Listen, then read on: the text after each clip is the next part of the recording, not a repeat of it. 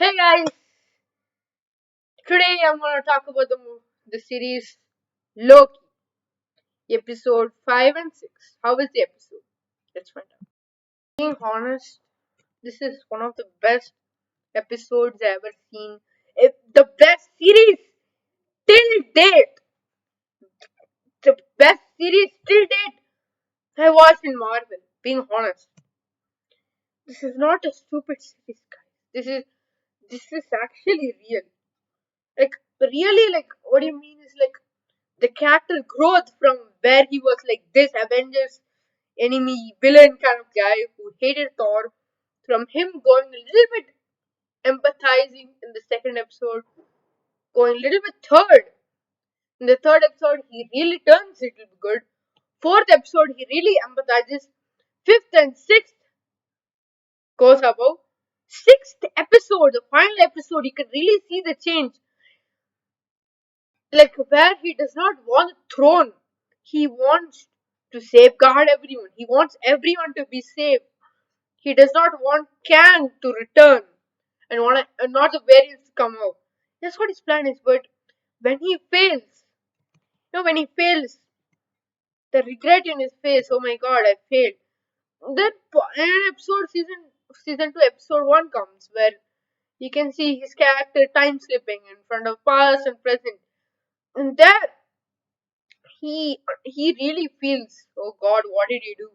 And then he tries to fix up his own errors. Episode 1, episode 2, and there we see little tinge of Loki's evil shade. I mean, this series has really brought the thing that no one is perfect, everyone has flaws to another level. In this series, literally Loki comes villain shade in season 2 episode 2 where he literally almost kills Brad. Then we know it's an acting, but still, my God, that was scary. Then episode 3, we can see the real Loki change where he pleads Sylvie, don't kill him, don't kill Victor Timely because he really is our only chance. And then and the first season, last episode, what is that Sylvie? Literally, I was so frustrated on her. Why did she do like this? What the hell does she want? Why does she want to kill him? Because she killed him. I mean, she does not even regret her actions. She's like, I don't care. I don't care. Just now, what can we do? And then finally, she will leave Victor Timely. That leads us to episode 4. In episode 4, then the hard. I think the episode 5. Wait, yeah. Episode 4 is called Heart of the TVA, where they tried numerous measures to save the TVA. Ravonna Renslayer comes, Miss Minutes comes, everything is going hell wrong. Then you see, we remember I told you Loki was time slipping. So what happens in episode 1? In that episode, Loki time slips to the future. And when he sees Sylvie in the future and he sees a telephone ring. And in the cut to the cut to the fourth episode, you can see the exact time when Loki comes, and Loki itself prunes Loki. Loki from the present prunes Loki from the past. This is such a nice Ouroboros detail. I mean, episode 4 should be called Ouroboros. Why? I mean, fourth episode should be called Ouroboros. So, but it's like the continuity detail. And episode 5. What can I not talk about this episode? This episode is just wow. I'll tell you why. Why is episode 5 great? Let me tell you. In episode 5, when we go to the fifth episode where we see Loki in the we see the recap before where Loki, Sylvie, and people, they will be almost in the starting TV. And when Loki opens his eyes, nobody will be there. Everyone will be reset to their timelines. There will be no TVA. And then what happens is Loki time slips to most of the places. He goes to meet Dawn, who is Mobius, uh, Frank, who is Casey. He meets under B15. I forgot her real name. She goes to that time also. So the way, and then he meets Audoug, Doug, Doug, okay, and then so he goes and meets him because he tries to way to go back to the timeline before this temporal loom exploded to save the timeline. Sylvie will be like, oh, maybe the TV is gone for a good reason, and sometime then Loki will be like, yeah, maybe she's right, and then he'll be like, yeah, then maybe this is, let's not go back. And that time we'll see Sylvie's timeline collapsing, and she'll be like, yes, yes, yes, I'm sorry. This is going horrible. I don't know what to do. And then suddenly the timeline goes berserk. Everything goes into like spaghetti pie. That's weird. Spaghetti pie. So when it spaghettifies, Loki will get the memories. He'll be like, the triggering of the scene will be like, what makes a Loki is that we are destined to lose. That dialogue triggers Loki. If it was the Avengers 2012 Loki, if I mean lose would be like losing a battle. But this Loki means losing his friends, losing his loved ones. But then he will activate a time slip to the backward. Again he will time slip. Now he can control. Instead of wasting two Lokis this time, our Loki will go inside this other Loki as a time slip. Then he'll be like, I can't do this. And he time slips to the exact moment in time where Victor Timely was going. So then what happens is he goes, and then in episode 6, which is the final episode of the Loki season and series, Loki goes into the future, in the past, and then he tries numerous times again, again, again, and again, and again, again, again, again. And that one time he'll go very backwards. He will, he's been listening to Obis and Victor Timely in case he's like physics thing. So he will remember that he will only tell them that yeah, this is that. So everyone will be like, oh yeah, kya ho gaya, right? And then say everyone will be in shock, eh? How he knows all of this? So then he will do everything, and then he will be like, yes, yes, yes. I mean, it's like you don't want them to fail this time. Just go like go, go, go, go, go. Then yeah, it's done. It's over. They succeeded. It's over. Actually, it's over. Psych, it's not over because in the future, in the middle of the episode, he who remains will be like, I put a failsafe in the I put a failsafe in the temporal loop. If the branches are more and more, it will destroy each and every timeline except the sacred timeline. So then what happens is then everything will be destroying. Then he will go back in time, and he'll remember. Okay, let me do this before Sylvie killed Kang.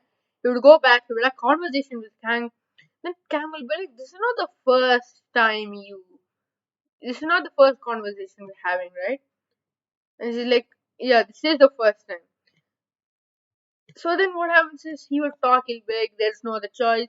They have a big talk. Then Loki will be like, the temporal loom is not working." Yeah, it should not be working because it's a failsafe to only make the sacred timeline come. Then Loki goes backwards and he will go to Mobius and be like, how do we choose between who lives or dies? And Mobius will be like, me and Renslayer used to be a team. There was a guy who was in an excess event who's about to destroy the timeline. Then I could not destroy him since I had emotions I could not do. Well, Renslayer come and killed him. So and pruned him. Sorry, pruned him. So then he would be like, we have to take burdens. We have to choose any burden. So then Loki will be like, okay, he'll go back to Sylvie. He can either kill Sylvie or he would become the new he who remains. Loki who remains. Let's use the name Loki who remains. So then Loki goes to Sylvie and he'll have a talk. And they'll go. And he'll go back in time where same thing happens. And this time Loki will rush and he'll be like, Mobius will be like, don't. And Loki will be like, it's the only thing I have to do. And then he goes, opens this gangway, the doors open, the blast doors open. Loki comes. And there's a small detail here. As Guardians, when they grow older, they'll go more and more powerful. then because of this, Loki will grow more and more years, and because of that, he'll have this new obsidian, sorry, not obsidian, the uh, end of time castle on the kind of material on his head like a crown, and then he escape and stuff like that. And this Loki is much powerful than the MCU Loki. MCU Loki is not like an atom between this and this. Loki is something like some bigger, like he's bigger than the entire world. So and then he will, he'll take the hard choice of him leaving his friends, and then he goes. So because of that, the whole world will be saved, and then this is the sacrifice. This is just a well written character in MCU, where he started as an evil dude, and in the height where he became the savior of the world. Loki is not the god of mischief. Loki is not a villain. He is not a villain.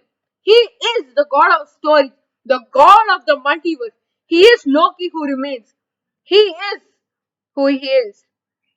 Now, nobody is going to tell Loki is a villain. He is a hero. He is the god who saved the timeline. Nobody could do that. Not even anyone could. I mean, it's like he does not want to be alone. And he took the sacrifice. He took his sacrifice to be alone. For others, for the good of others, he sacrificed his friends. I mean, he sacrificed himself to go away from his friends. And then in the end, then Bobby goes to live his peaceful life. Sylvie goes back. Everything is normal. TVA has become much better nowadays. And they give a slight reference to Ant-Man and the Wasp Quantumania, where Kang was there in that scene. Like Kang Quantumania stuff. He'll be like, there was one Kang variant in the 616 universe. Yeah, that's good. Now, Loki can only return when there's a multiversal war, or when the multiverses have cracked open, there's a problem, then only Loki can come. Otherwise, he'll be holding the timelines. And being honest, first time I was like, I kind of felt bad. I was like, why did he go? It's my kind of no, no, no, not even one character the MCU had that much development as Loki. Name me one. Even Tony Stark. Man, Tony Stark could not have that much development as Loki. Tony was nothing compared to Loki.